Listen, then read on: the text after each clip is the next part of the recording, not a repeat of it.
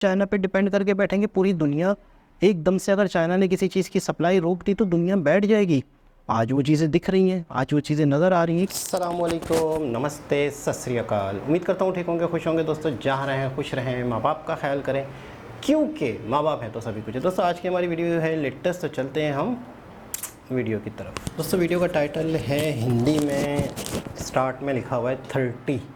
तो चलते हैं वीडियो की तरफ। तो दोस्तों इस वक्त की सबसे बड़ी खबर चाइना, भारत, अमेरिका और पूरी दुनिया को लेकर। और इस समय चाइना ने अमेरिका समेत भारत के ऊपर एक बड़ा बैन ठोक दिया है, जिसके बाद भारत, अमेरिका और पश्चिमी देशों पर एक बड़ा संकट मंडराने लगा है। दरअसल अभी हाल ही में अमेरिका की तरफ से अपने सेमीकंडक्टर को लेकर चाइना के ऊपर पाबंदियां लगाई गई थी, जिसके बाद चीन का सेमीकंडक्टर उत्पादन काफी ज्यादा प्रभावित हुआ है। साथ में यूरोप के देश भी चीन के ऊपर व्यापार को लेकर कई प्रकार के प्रतिबंध लगा रहे हैं, जिससे तंग आकर चाइना ने ग्रेफाइट एक्सपोर्ट के ऊपर प्रतिबंध लगा दिया है। और यह प्रतिबंध कितना बड़ा है कि इससे पूरी दुनिया का ईवी मार्केट प्रभावित होने वाला है। चाहे कार की मैन्युफैक्चरिंग हो या फिर किसी अन्य चीज की मैन्युफैक्चरिंग, हर प्रकार की चीज के ऊपर इसका असर पड़ेगा, क्योंकि ग्रेफाइट का उपयोग बैटरीज बनाने के लिए किया जाता है और ग्रेफाइट से एनोड का निर्माण होता है। और इसी कारण से चाइना ने ग्रेफाइट के ऊपर प्रतिबंध लगाया है। और चीन का कहना है कि 1 दिसंबर के बाद से जिसको भी हमसे ग्रेफाइट लेना है उसको परमिट चाहिए होगा, अन्यथा बिना किसी परमिट के हम किसी भी देश को ग्रेफाइट एक्सपोर्ट नहीं करेंगे। अब चीन के इस प्रतिबंध का असर अमेरिका, भारत, जापान और दक्षिण कोरिया के ऊपर विशेष तौर पर पड़ने वाला है, क्योंकि यही देश चाइना से ग्रेफाइट का इंपोर्ट किया करते थे। इसके अलावा चाइना दुनिया में 90% ग्रेफाइट को उत्पादित करता है और उसको निर्यात करता है, जिसके कारण से पूरी दुनिया के ईवी मार्केट में हलचल मच चुकी है। हालांकि इसके पीछे अमेरिका और पश्चिमी देश ही जिम्मेदार हैं, क्योंकि इन्होंने समय रहते ग्रेफाइट को लेकर यदि कोई कदम उठा लिए होते तो चीन इसका फायदा ना उठा पाता, क्योंकि चीन को भली भांति तरीके से पता है कि पूरी दुनिया उसकी मैन्युफैक्चरिंग की आदी हो चुकी है और पूरी दुनिया को किस प्रकार से कंट्रोल करना है अपनी मैन्युफैक्चरिंग को प्रतिबंधित करके। नमस्कार, धन्यवाद, जय हिंद, वंदे मातरम। जी जनाब, वैसे एक बात है, माननी पड़ेगी, समझनी पड़ेगी इस बात को यूँ समझ लें कि दाद देनी पड़ेगी चाइना को, कि चाइना यूँ समझ ले कि आगे 20-20, 30-30 साल बाद दुनिया क्या होगी उस पर नज़र रखता है। चाइना आगे की सोचता है, दुनिया में किस चीज़ की खपत होने वाली है, दुनिया किस चीज़ पे चलेगी, दुनिया में किस चीज़ की ज़रूरत होगी, वो चीज़ तो बनानी ही बनानी है।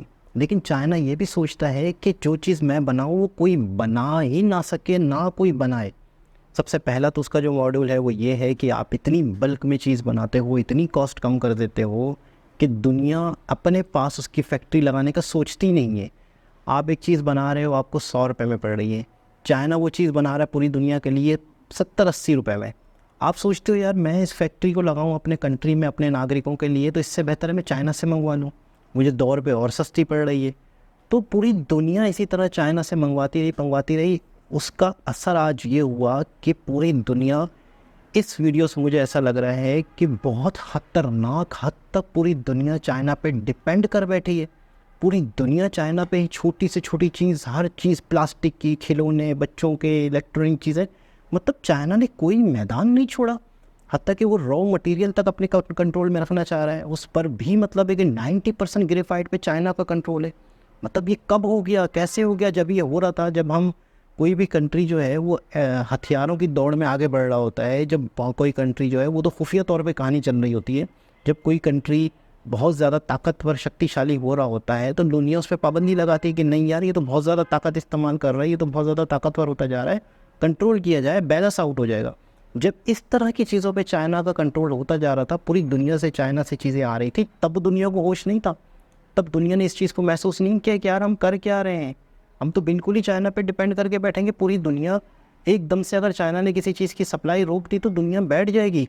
आज वो चीज़ें दिख रही हैं, आज वो चीज़ें नज़र आ रही हैं कि वाकई यार हर चीज़ पे चाइना का कब्जा है, हर चीज़ पे चाइना का कंट्रोल है। जो भी किसी भी देश में कोई चीज़ जा रही है उसे चाइना बना रहा है। इन फ्यूचर दुनिया को पता है कि इलेक्ट्रिक का दौर है, आने वाले वक्त में बैटरीज़ का दौर है। तो उसके ऊपर रॉ मटेरियल अगर आप बैटरी, अव्वल तो बैटरियाँ भी चाइना से मंगवाई जाती हैं। हर बंदा जो भी बैटरी की चीज़ बना रहा है, इलेक्ट्रिक बाइक की है, वो कहीं ना कहीं वो चाइना पे डिपेंड करता है। और चाइना, मैंने एक वीडियो देखी, कराची में एक शख्स नॉर्मल बाइक को इलेक्ट्रिक बाइक बना रहा है, 60-70 हज़ार रुपये की बैटरी लगा के दे रहा है। वो कह रहा है चाइना से आती है बैटरी, ये बैटरी भी, ये बैटरी भी, ये बैटरी भी, जो आप लगवाना चाहो। 66,000 की सिर्फ बैटरी लगा के उसको, बाइक को इलेक्ट्रिक और पेट्रोल भी रहेगी, वो इलेक्ट्रिक करके दे रहा है। आप अंदाज़ा लगाएं कि यार हम बैटरी क्यों नहीं बना रहे, या हमारे यहाँ बैटरी क्यों नहीं बन सकती। जब हम बैटरी इलेक्ट्रिक बाइक दुनिया बना रही है तो चाइना पे डिपेंड क्यों कर रहा है।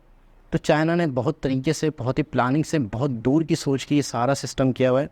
वाकई चाइना को दाद देनी पड़ेगी कि दुनिया को अपने यूँ समझ लो कि मुट्ठी में बंद करके रख दिया इन्होंने। आज इतनी बड़ी इकोनॉमी कैसे बना हुआ है चाइना, इसी तरह बना हुआ है। 20-30 साल आगे की सोचता है, दुनिया अब कहाँ जा रही है, दुनिया में क्या यूज़ होगा, उस पर नज़र रखता है चाइना।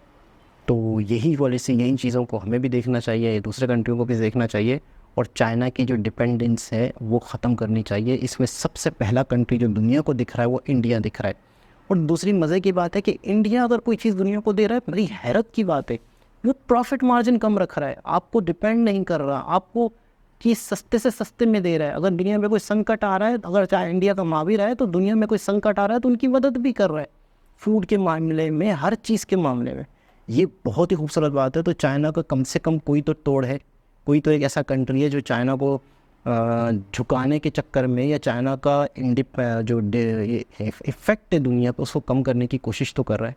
तो एक बहुत ही लेटेस्ट वीडियो थी और हैरत अंगेज़ वीडियो थी कि वाकई दुनिया कहाँ जा रही है। अब भी देश नहीं सोचेंगे तो कब सोचेंगे। दोबारा किसी और वीडियो के साथ आपसे मुलाकात होगी, जब तक के लिए अल्लाह हाफ़िज़।